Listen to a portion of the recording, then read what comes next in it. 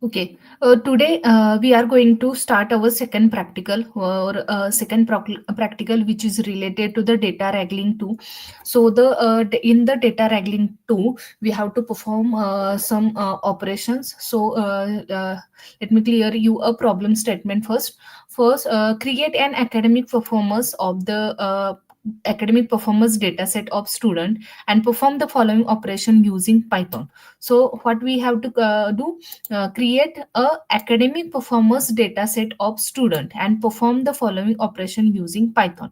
So first we have to create one data set which is related to the academic performance of of our student. So for that purpose we will create a one data set of our second year student. Okay, so in that data set we will collect the information from the student, that is roll number, name, first semester marks and second semester marks. Okay, this will be the our data set. Okay, and for the that data set we will perform the two most important operation here. So the first operation is scan all variable for the missing values and inconsistencies. If there are missing values or inconsistencies, use any of the suitable technique to deal with them. Okay, the first operation which is related to the missing values or inconsistencies in our data set, and the second operation scan all numeric variable for the outliers. Okay, it means we have to scan all numeric variable to detect the outliers. Okay, if there are outlier, use any of the suitable technique to deal with them. Okay, first of all we have to understand what is meant by the outlier. Okay, so what is outlier? Outlier, it means a value which is far away from the rest of the value. ठीक है, rest of the data. अभी हम कैसे outlier को समझेंगे, तो first outlier समझने के लिए एक मैं आपको लिस्ट दिखाती हूँ, उसके बेसिस पे आपको आउटलायर क्या होता है वो समझ में आएगा. ठीक है, हमने एक लिस्ट क्रिएट की आउटलायर नाम की. ठीक है, उस आउटलायर नाम की लिस्ट में मैंने सम इलेमेंट ऐड किए. ठीक है, ये मैंने कुछ इलेमेंट ऐड किए. तो आप देख सकते हो एक लिस्ट है, लिस्ट में इलेमेंट है. इलेमेंट्स कौन कौन से? 10, 11, 12, 13, 14 और 100. ओके, तो हमारा जो डेटा है ये हमारा क्या है? डेटा है. इस डेटा में आप देख सकते हो हमारे पास कौन सी वैल्यूज है. टोटल हमारे पास 4, 5, 6 वैल्यूज है. ओके, इन 6 वैल्यू में से ये जो 5 वैल्यू है एक रेंज में है, ये पर्टिकुलर रेंज में मीन्स 10 to 15 की रेंज में से हमें ये वैल्यूज मिल गए. पर हमारे पास एक वैल्यू और है जो है 100. आप ये एक देख सकते हो ये वैल्यू पूरी डिफरेंट है हमारे रेस्ट ऑफ द डेटा से. ठीक है, ये हमारा पूरा डेटा है और ये वैल्यू एक वैल्यू है जो सडनली अलग वैल्यू आई है, पूरी डिफरेंट वैल्यू आई. तो ये वैल्यू क्या होती है? तो हमारे पूरे डेटा के लिए ये आउटलायर होती है. ठीक है, तो क्या है? तो ये वैल्यू जो है, ये वैल्यू हमारे रेस्ट ऑफ द डेटा से अलग वैल्यू है, इसलिए हम इसको क्या बोलते हैं? आउटलायर बोलते हैं. So outlier it means the value which is far away from the rest of the data. ये 100 भी हमारे लिए आउटलायर है, और अगर हम यहाँ 0 लिखते तो वो 0 भी हमारे लिए क्या होगा? आउटलायर होगा. ठीक है, जो जिसमें बहुत सारे गैप है. ठीक है, अभी ये देख सकते हैं इन वैल्यूज में एक एक का गैप आया है, और यहाँ ये 0 to 10 इसमें कितना गैप आया है? 10 का गैप है. यहाँ तो बहुत सारा गैप है. ठीक है, तो ये 100 और 0 क्या होगा? इस डेटा के लिए आउटलायर होगा. इस तरह से हम क्या करते हैं? आउटलायर को डिफाइन करते हैं. ठीक है, तो अगर ये आउटलायर हमें देखनी है, आउटलायर हमारे डेटा में आउटलायर कौन से ये अगर हमें देखना है, तो इसके लिए हम क्या कर सकते हैं? तो इसके लिए for the purpose of detection of outlier we have to use the box plot. Okay, तो क्या करते हैं हम? We have to use box plot to check the outliers from our data. और बॉक्स प्लॉट की हेल्प से हम देख सकते हैं कि हमारे डेटा में आउटलायर कौन से है. अगर हमारे डेटा में आउटलायर होंगे तो उस आउटलायर पे भी हम कुछ ऑपरेशन परफॉर्म करेंगे. ठीक है, तो ये हुआ पूरा.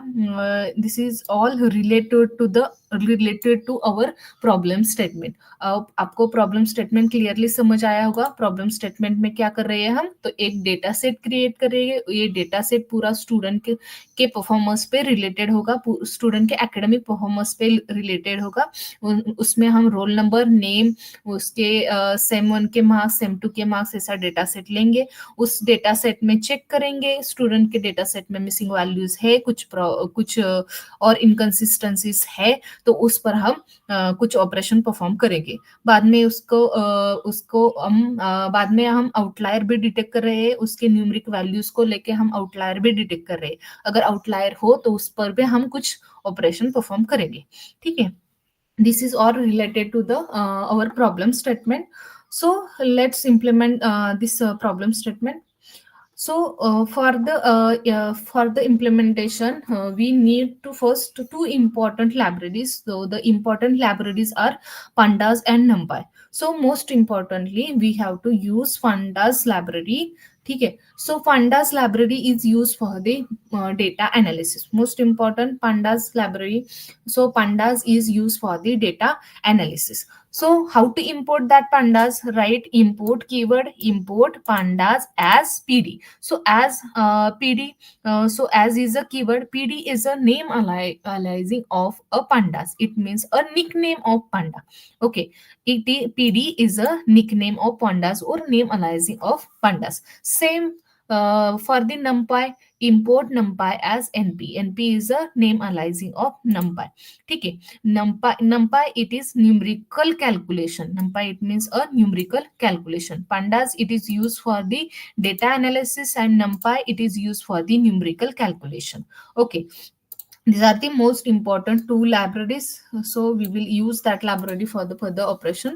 So next libraries are matplotlib and seaborn. Okay, matplotlib and seaborn, both the libraries are used for the data visualization.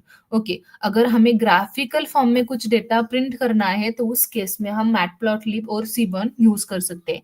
ठीक है, तो हमें हमारे इस प्रैक्टिकल में हमें ब्लॉक स्पॉट भी प्रिंट करना है, तो उस केस में हम सीबर्न या मैटप्लॉटलिब कोई सा भी एक लाइब्रेरी यूज करके हम बॉक्स प्लॉट प्रिंट कर सकते हैं। और हम पांडास भी यूज करते, यूजिंग पांडास भी हम बॉक्स प्लॉट प्रिंट कर सकते हैं। ठीक है, सो हमारे पास दो इंपॉर्टेंट लाइब्रेरी है which are the matplotlib and seaborn, which is used for the data visualization.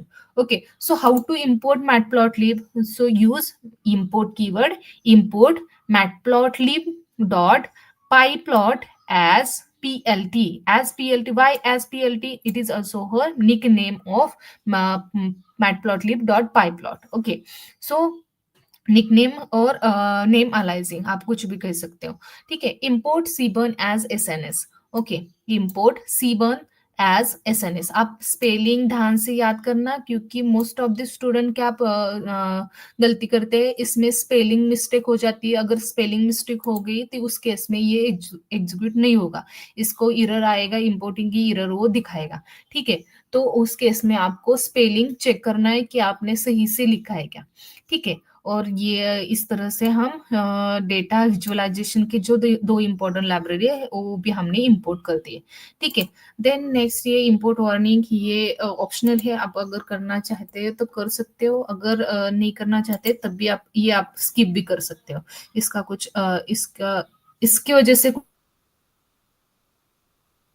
हमारे लिए तो ये चार मोस्ट इंपॉर्टेंट लाइब्रेरीज है। First pandas, numpy, matplotlib and seaborn. Okay, so import that important libraries first, and then next one, read the csv file. So how to read the csv file? Create one data frame first. ठीक है, create one variable first is equal to pd dot read underscore csv. आप क्या लिखोगे, df is equal to pd dot read underscore CSV. अगर हमें यहाँ CSV file read करनी है तो उस केस में हम क्या लिखेंगे, रीड अंडरस्कोर सीएसवी। अगर यहाँ हम एक्सेल फाइल रीड करते हैं तो रीड अंडरस्कोर एक्सेल आएगा। ठीक है, इस तरह से हम उसमें लिख सकते हैं। ठीक है, तो हमने यहाँ क्या किया, स्टूडेंट डॉट CSV हमारी फाइल नेम ऐड किए। फाइल नेम कैसे ऐड करते हैं, तो रीड अंडरस्कोर CSV एक मेथड है। मेथड कैसे लिखते हैं, यूजिंग पैरेंथेसिस ब्रैकेट हम मेथड लिखते हैं।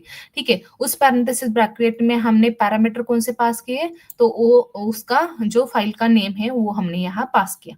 ठीक है, इस तरह से जब ये कोड हमारा रन हो जाएगा तब क्या होगा, जो स्टूडेंट डॉट CSV फाइल हमने क्रिएट की है, जो यहाँ इस फोल्डर में हमने ली है, ठीक है, यहाँ से हम ये इस पर क्लिक करके हम ये फाइल यहाँ ला सकते हैं।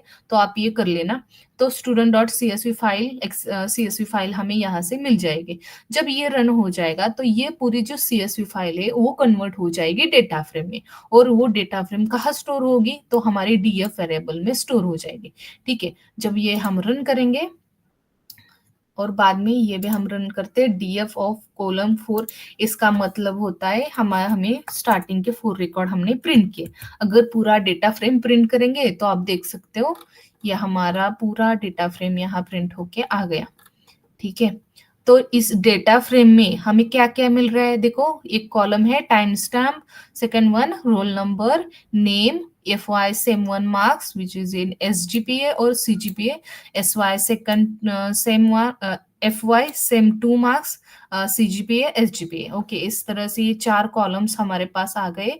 इस 4 कॉलम और उसकी पूरी जो सारी इंफॉर्मेशन है, सारी इंफॉर्मेशन इस डेटा फ्रेम में से हमें मिल गए। टोटल हम देख सकते हैं कितने रिकॉर्ड है, टोटल 57 रिकॉर्ड हमारे पास है। इट मीन्स अगर 0 से स्टार्ट होगा तो ये टोटल 58 स्टूडेंट का रिकॉर्ड हमारे पास यहाँ है। ठीक है, अगर हमें स्टार्टिंग के 5 रिकॉर्ड्स प्रिंट करने हो तो हम क्या करते हैं, df डॉट हेड। ओके, इससे हमको क्या मिलेगा, तो स्टार्टिंग के 5 रिकॉर्ड्स मिल जाएंगे। ये देखो, ये स्टार्टिंग के 5 रिकॉर्ड्स हमें मिल गए। इसमें आप देख सकते हो टाइम स्टैम्प ऐसा लिखा है, रोल नंबर ऐसा लिख के आया है, नेम ये है, FY सेम 1 के मार्क्स ए है, FY सेम 2 के मार्क्स ए है। इस तरह से हमें डेटा मिल गया। ठीक है, बाद में अगर लास्ट 2 रिकॉर्ड्स आपको प्रिंट करना है उसके लिए एक मेथड है, वो है df डॉट टेल। उससे हमें आपको लास्ट 5 रिकॉर्ड्स जो है वो मिल जाएंगे। ये देखो 57 लास्ट रिकॉर्ड है, इट मीन्स टोटल 58 स्टूडेंट है, जो 58 स्टूडेंट का हमारे पास रिकॉर्ड है। ठीक है, DF डॉट कॉलम, कॉलम से क्या होगा, तो जो हमारे डेटा सेट में जो कॉलम्स है उस कॉलम्स, सभी कॉलम्स के नेम यहाँ पे हमको मिल जाएगी using DF dot columns. Okay, ये इंडेक्सिंग का होता है। इसमें जब स्क्वायर ब्रैकेट देके कोलन देके हम जितनी वैल्यू प्रोवाइड करते उतने रोज हमें यहाँ मिल जाते हैं। ठीक है, इसकी हेल्प से हमें उतने रोज मिल जाएंगे। मैंने 2 रोज दिए। ठीक है, तो 2 रिकॉर्ड्स हमें यहाँ पे मिल गए। ठीक है, तो टोटल 2 रिकॉर्ड्स यहाँ पे हमें मिल गए। ऐसा करके एक खाली एनालिसिस के लिए, डेटा को देखने के लिए आप ये कर सकते हो, टेस्ट कर सकते हो।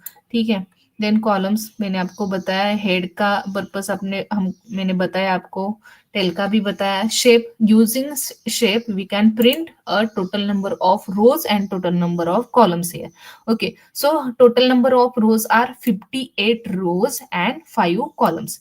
ओके, मैंने आपको पहले भी बताया था कि हमारे पास टोटल कितने स्टूडेंट का रिकॉर्ड है, तो 58 स्टूडेंट का रिकॉर्ड है, और 5 क्या है हमारे पास, कॉलम्स है। ठीक है, देन नेक्स्ट वन आएगा column.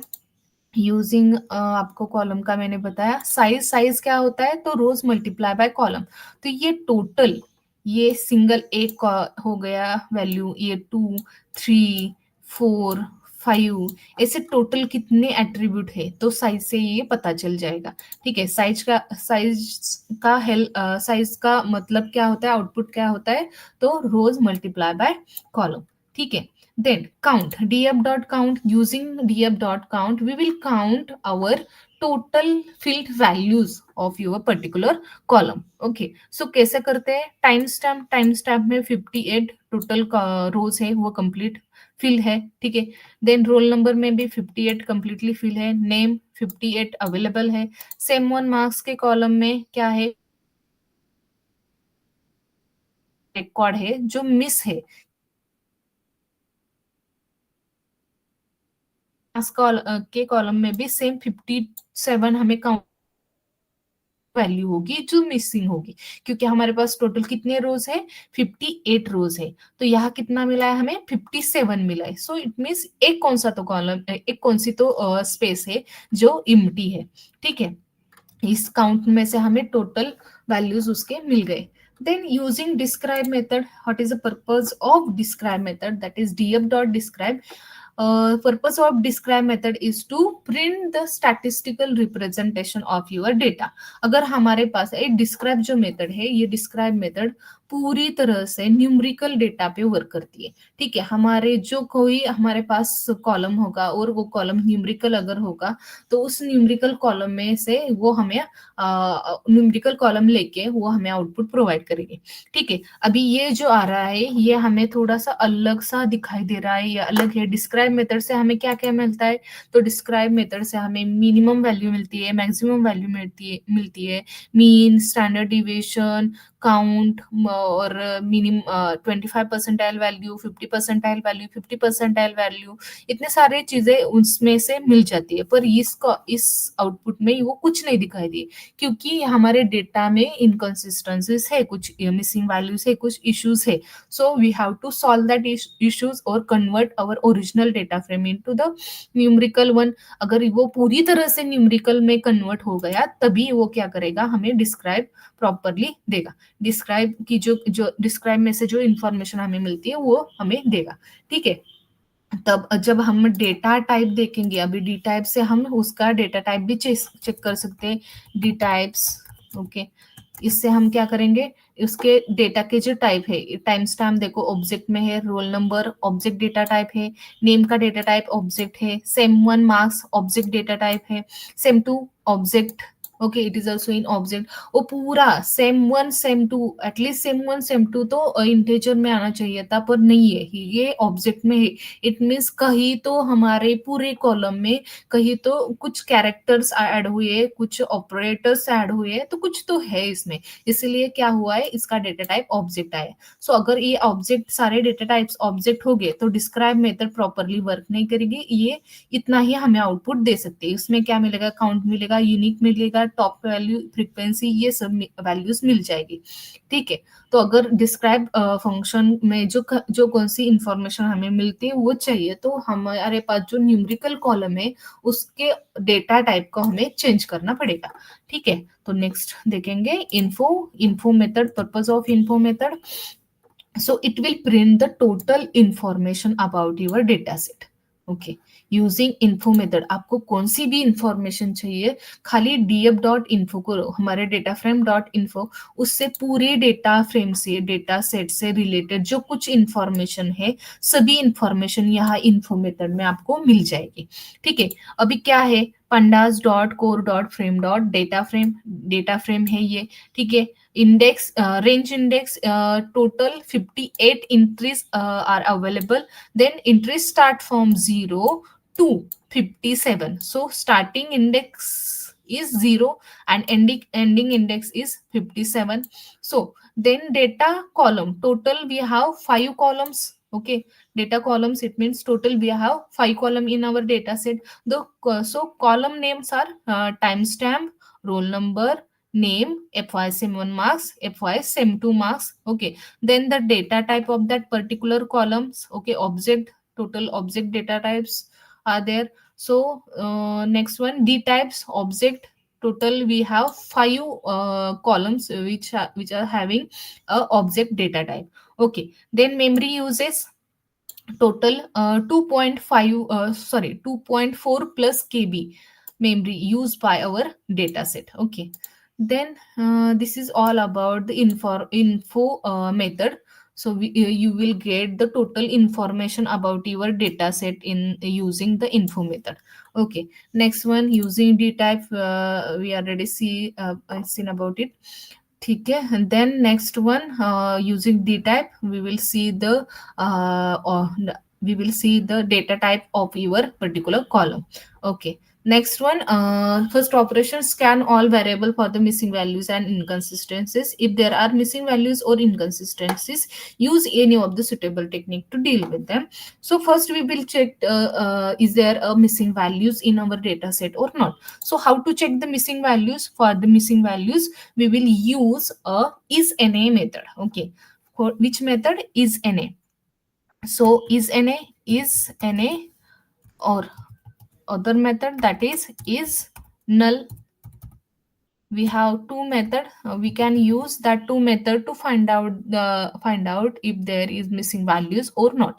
Okay, we can use that two methods to finding the missing values. Okay, I use here a isNA method to find the missing value. If we write df dot isNA or print, then it will return the values, it will return the output with the true or false. It means is if any place having a missing value, then it will return a true as a output. Okay, if not, then it will return a false.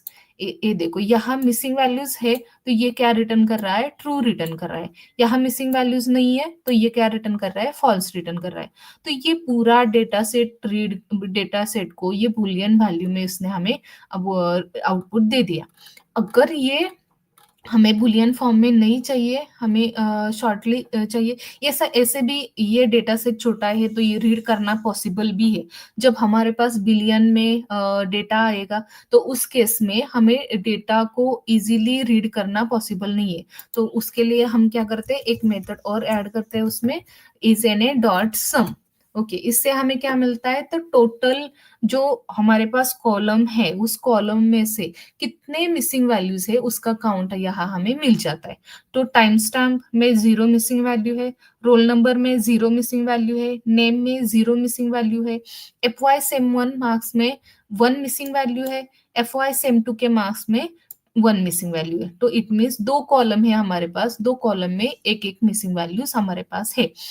Okay, तो ये हो गया missing values हमने find out किए. बाद next हम देखेंगे, अभी ये मिसिंग वैल्यू जो है वो फिल भी हमें करना है. पर ये देखो, ये एक मेथड हमने और की है, दैट इज रीनेम मेथड. ये मेथड हमने पहले के प्रैक्टिकल में भी देखे हैं. तो रीनेम क्यों करते हैं? अगर हमारे पास बहुत लॉन्ग नेम होगा कॉलम का, तो उस केस में हम कॉलम को रीनेम भी कर सकते हैं for the easiness of our implementation. Okay, so मैंने क्या किया, रीनेम किया है कॉलम का. अगर कुछ कॉलम नेम में अगर कुछ अलग भी होगा और आपको अलग नाम देना होगा, तो उस केस में भी आप रीनेम उसको कर सकते हो. तो यहाँ FY सेम 1 मार्क्स, ये पूरा जो कॉलम है उस कॉलम को मैंने रीनेम किया सेम 1 मार्क्स में, सेम 1 में. ठीक है, देन अगेन सेकंड कॉलम लिया है मैंने FY सेम 2 मार्क्स. ठीक है, ये कॉलम है, उसको मैंने रीनेम किया है with the help of same 2 name.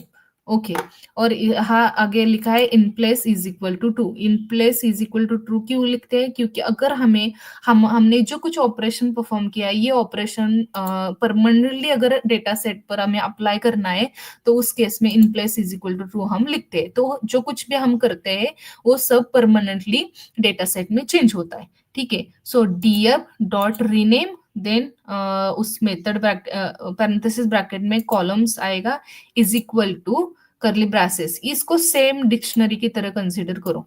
ठीक है, इसको सेम डिक्शनरी की तरह कंसीडर करो, ये डिक्शनरी है. ठीक है, columns is equal to curly braces, old name of your column, old name of your column, then colon and new name of your column. Okay, same. Then यहाँ second column, old name of your column and new name of your column. इस तरह से हम क्या कर सकते हैं, rename apply कर सकते हैं.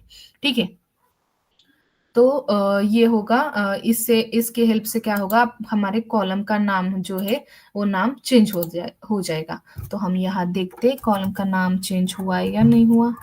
ठीक है, ये देखो, time stamp, roll number, name same 1 and same 2. उसके हेल्प से हमारे क्या हुआ, डेटा सेट में चेंज हुआ, सेम 1 और सेम 2 कॉलम नेम आ गया. ठीक है, अभी हमारे पास जो डेटा है उस डेटा में कुछ कुछ जगह हम पूरा डेटा देखेंगे. ठीक है, तो अगर हम पूरा डेटा प्रिंट करते, आगे एक मिनट, हम पूरा डेटा प्रिंट करेंगे यहाँ, df ऑफ sem1 अगर प्रिंट करते, ठीक है। आप देखो यहाँ हमने एक कॉलम प्रिंट किया है, तो उस कॉलम में देखो एक देख सकते हो, यहाँ भी फ्लोट वैल्यू, यहाँ नैन है, NaN it means a missing values है, ठीक है। देन यहाँ 9.67 SGPA भी आगे उसने लिखा है, ठीक है। और आगे भी कुछ वैल्यूज होगी, ये देखिए यहाँ तो 1 है, 1 CGPA होगा क्या, नहीं होगा, पॉसिबल नहीं है, तो ये आउटलायर करके आ सकता है, ठीक है।